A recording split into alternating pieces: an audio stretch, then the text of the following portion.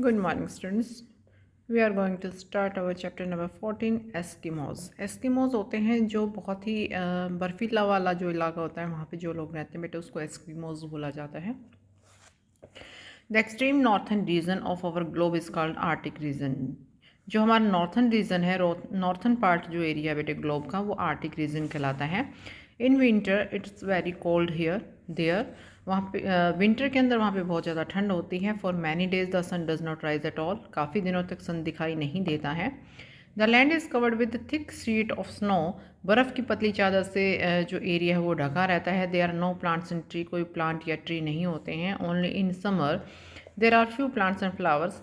सिर्फ गर्मियों में ही कुछ कहीं पे प्लांट या फ्लावर्स दिखाई दे जाते हैं, अदरवाइज विंटर में बिल्कुल वो बर्फ़ से ढका हुआ होता है। As soon as the winter comes, जैसे जैसे विंटर आती है, they get buried under snow. वो बर्फ़ में नीचे दबना शुरू हो जाते हैं। The Arctic is mainly an ocean. Arctic जो है वो बेसिकली एक ओशन है। Arctic in lands include northern part of Canada, Greenland, Alaska and Siberia. जो आर्टिक लैंड है बेटा, वो नॉर्थन पार्ट कैनेडा का नॉर्थन पार्ट, ग्रीनलैंड, अलास्का और साइबेरिया में है। The natives of this cold lands are called Eskimos. जो यहाँ पे कोल्ड लैंड का जो एरिया है उसको एस्किमोज कहा जाता है। They have been living there for centuries. काफ़ी सेंचुरीज से वो यहाँ पे रहते हुए आ रहे हैं। Eskimos are hard people. बहुत ही सख्त लोग होते हैं, क्योंकि इतनी ठंड में जब रहते हैं तो ऑब्वियसली वो आसानी से वहाँ पे सर्वाइव कर जाते हैं। They have a short thick body. छोटे कद के होते हैं। शॉर्ट आर्म्स एंड लेग्स, यानी कि उनकी जो कद काठी होती है, शरीर जो होता है बेटे, वो छोटा होता है। हाइट नहीं होती है ज़्यादा इनकी। Have a wide flat face. Their eyes are slanting. जो फेस होता है वो वाइड होता है, चौड़ा होता है, फ्लैट होता है, और आंखें जो होती है वो स्लांटिंग होती हैं। Eskimos live in snow house. Snow house में रहते हैं, और स्नो हाउस जो होते हैं वो इग्लूज होते हैं। बर्फ़ से बने हुए घरों में वो रहते हैं, जिसको इग्लू बोला जाता है। Eskimos can build an igloo quite quickly. जल्दी से बना लेते हैं। First of all they cut out a trench in snow. It is about 150 centimetre long, 46 centimetre wide and 30 centimetre thick. ये मेज़रमेंट दे रखा है यहाँ पे कि किस तरह से बर्फ़ की पहले वो जैसे पीसीज आप कह सकते हो, वो कट करते हैं और उनसे, यानी कि ब्रिक्स की तरह से, और अपने हाउसेज प्रिपेयर करते हैं। They are shaped so that they lean inward when set a edge. वो शेप प्रोवाइड करते हैं उसको, उसके एजेस को। The snow blocks are set to form a circle about 3.5 metres across. जो स्नो ब्लॉक होते हैं बेटा, उससे वो एक सर्कल की तरह से क्रिएट करते हैं। Rows of snow blocks are laid one above the other to form a dome. एक डोम की शेप क्रिएट हो जाती है। You can see in this picture. मतलब इस तरह से वो एक के बाद एक के ऊपर एक जो बर्फ़ की ब्रिक्स बनी हुई हैं उसको अरेंज करना शुरू कर देते हैं, और एक बिल्कुल एक सर्कल, एक डोम की तरह से शेप प्रोवाइड कर देते हैं उसको। Row of a small breathing hole is left at the top of the igloo. इग्लू के टॉप में एक छोटा सा होल छोड़ दिया जाता है ताकि आसानी से वो सांस ले पाएँ। In this way an igloo can be built in a couple of hours. कुछ ही घंटों में वो तैयार हो जाता है।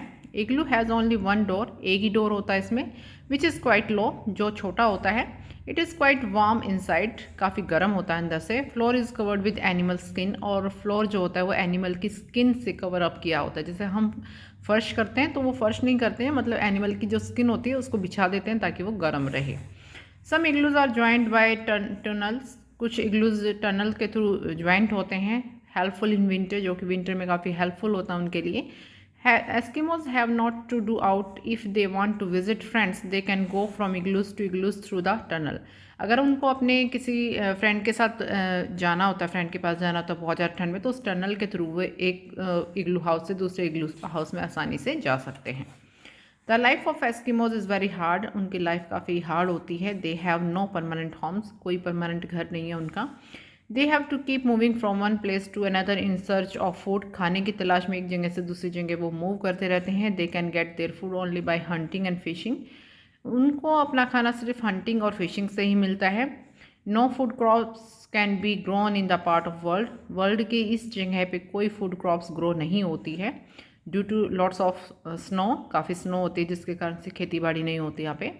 सो Eskimo have to live on fish and meat only. सिर्फ इनको फिश और मीट पे ही गुजारा करना पड़ता है। Do you know how Eskimos catch fish? अब आप पूछेंगे कि बर्फ़ से सब कुछ कवर होता है तो ये फ़िश कैसे कैच करते हैं। They don't do it as we do in other parts of the world. ये उस तरह से नहीं करते जैसे हम नॉर्मली एक नेट छोड़ देते हैं पानी में और फिश को पकड़ लेते हैं। They don't use any nets और फिशिंग लाइन्स, ना तो इनके पास फिशिंग लाइन्स होती हैं ना ही नेट होता है, मतलब ये उस चीज़ का यूज़ नहीं करते हैं। They make deep hole in the snow, snow में गहरा एक होल बना देते हैं। There is winter under the snow, many big fish live in it. Snow के नीचे पानी में काफ़ी सारी बड़ी बड़ी फिश होती हैं। As soon as the fish comes up the hole, जैसे ही फिश उस होल में आती है, they kill it with their harpoons, ये उसे मार देते हैं। A harpoon is a spear used for catching whales and large fish. Harpoon जो होता है बेटे वो वेल्स और जो बड़ी मछलियाँ होती हैं उसको पकड़ने के लिए यूज़ किया जाता है। It can be thrown by hand और फायर्ड फ्रॉम अ गन, ये हैंड से या फिर गन से इसको फायर किया जाता है। Eskimo fishes in lakes, rivers and seas for salmon and trout. They also hunt hares, seals, walruses and polar bears. ये इन सब चीज़ों का भी हंट करते हैं और उनका मांस खाते हैं। रेस्ट ऑफ चैप्टर हम नेक्स्ट वीडियो में कंप्लीट करेंगे। Stay home and stay health.